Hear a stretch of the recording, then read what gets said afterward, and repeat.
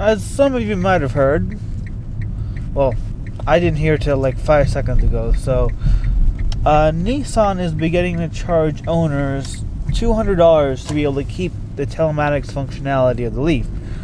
What I mean by telematics is I mean car wings, or as what they call now, Nissan EV Connect.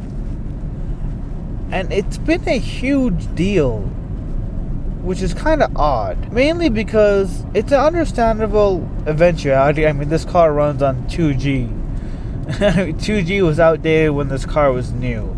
My particular vehicle is a 2011 Nissan Leaf, and I knew for some time that this car was going to go out of date because, quite frankly, a 2G edge connector, which is a network that this vehicle runs on, is horrifically out of date. I don't think they even make phones anymore that do run on a 2G network.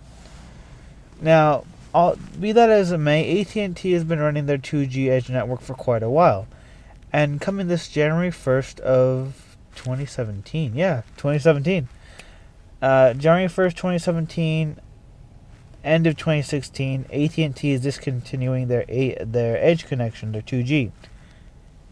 Now, because of that, all these cars that run on a 2G edge network, which includes all Nissan Leafs up until the 2015 model year, will no longer be able to get cellular service. And it sounds logical. Now, Nissan's fix for that is to charge every owner $200 to swap out the SIM card, essentially, and the SIM card and some other stuff inside the Nissan Leaf. In all reality, it seems perfectly practical, right? Your car is getting out of date. Rather than saying, "Oh, boo-hoo for you, you're out of luck," Nissan has actually gone out of their way to find a solution to retrofit older vehicles, which I find to be amazing. Quite frankly, Nissan didn't have to do this, mainly because they're paying to keep these vehicles on the network as it is. My vehicle is a 2011. Nissan's not making any money off this car anymore. I bought it used. I've gone to a dealer once in the 2 years I've owned this car for maintenance. And it was $200. And when I first bought the vehicle, I was under the misconception that I would have to pay for cellular service for this vehicle. So I looked up the cost to run the cellular network on this vehicle. AT&T would charge me another $50 a month. And the fact that Nissan has picked up that tab, that $50 a month, $50 a month is the price for me. For Nissan, it's probably some ridiculously cheap group rate. But the fact that Nissan picked up the tab for these cars to have their connected to the cellular network, for me, was quite an amazing fact. And it made me very happy, and it was one of the reasons why I bought the car, knowing that Nissan's going to stand by their older vehicles like that. It was quite amazing. Keep that in mind when we get to the fee of $200 to swap out actual physical components. Because there is labor involved in removing these components from the car and to install a new SIM card and to do all that. I highly doubt Nissan's making much money when they're doing this. In fact, it would have been easier for Nissan just to say, "Oh, nope, you can't do it anymore, the cars are out of date," and not offer a solution. Because to keep these cars on the network, Nissan is paying. And it would be cheaper for them to not try and reintegrate them. This is why I can't really get behind those who are mad at Nissan for charging $200. For those of you who might not know, there's a certain group of owners who are unhappy with Nissan and feel that it should be free. Now, I understand maybe for the 2015 model year and for vehicles that are like still under lease, I understand Nissan should pay all that. Yeah, if you just bought a car and you're just losing functionality recently after purchase, it can suck. But the thing is, my car is not a new car. It's a 2011. It's going to be a 6-year-old car.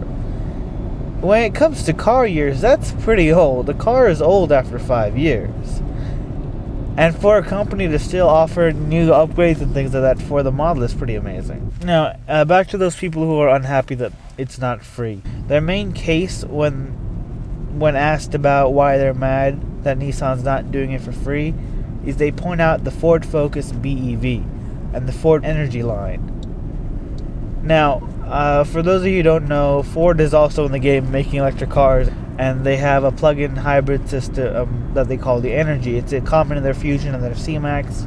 There's some rumors it might come into a Ranger, but that's beside the point. And they're replacing their 2G edge connectors for free. For free, I mean no cost to the owner. And for those who are angry at Nissan for not doing the same, I'd like to point out that Nissan has sold a much larger amount of Leaf electric cars than Ford. I think Nissan might be the Leaf might be the number one in the world in terms of electric vehicles sold, like fully electric. They might even be beating out Tesla. I don't know for sure. And keep in mind that they also have their ENV200 vans in other markets, which will also need to be switched out.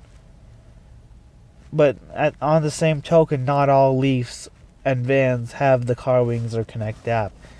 It's only the Nissan Leaf SV and the Nissan Leaf SL, as the Nissan Leaf S's did not have the multimedia system with the Car Wings and all that functionality.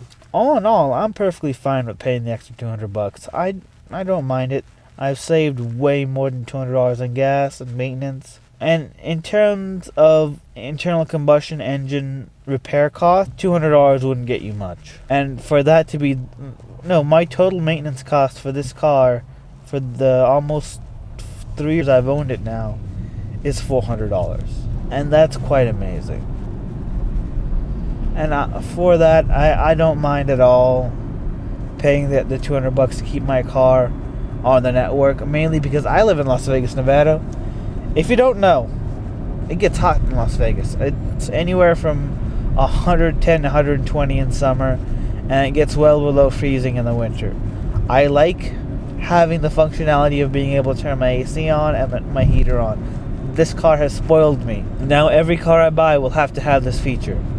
And because I love having this feature so much, and because it's not a core functionality of the vehicle, I have no qualms about forking out an extra $200 one-time fee to upgrade my vehicle to be able to keep that functionality.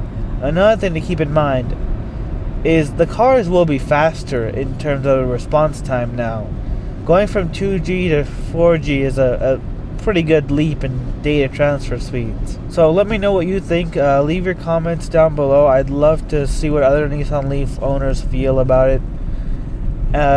Whether you are going to swap it out, or whether you're happy or not happy, or completely non-caring.